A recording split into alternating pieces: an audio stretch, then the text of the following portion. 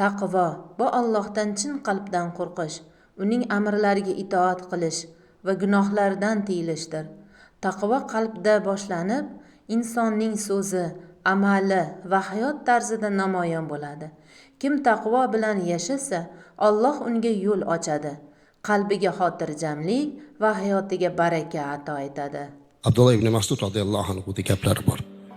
Hikmatni boshi bu taqvo.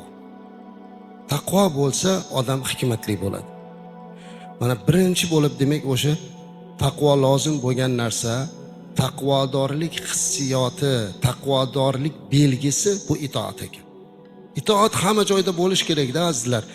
Bitta tashkilot bo'lsin, rahbar bo'lsin, u yerda unga itoat qilinish kerak. Oila bo'lsa, oila rahbariga itoat bo'lish kerak.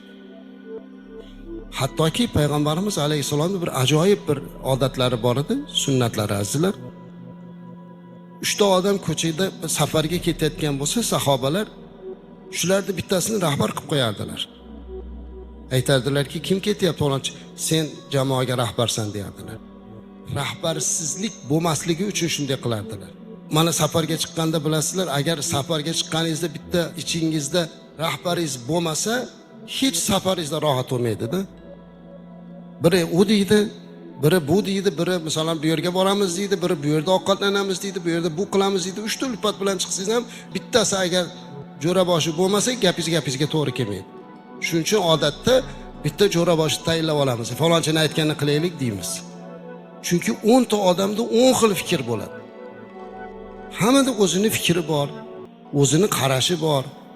Lekin agar har kim o'zini fikri bilan ish qilsa, unda ish yurmaydi. Oilada ham shunday.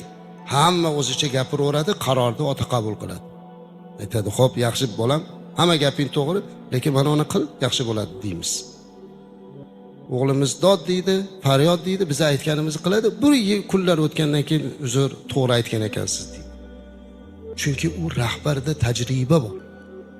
Shuning uchun bu jamiyatda ham rahbarga itoat qilish kerak aslida. Bu taqvo belgisi. Alloh barchamizni o'z panohida asrasin. Qalblarimizni taqvo bilan mustahkamlab qo'ysin. Keyingi suhbatlarda yana ko'rishguncha assalomu alaykum va rahmatullohi va barakatuh.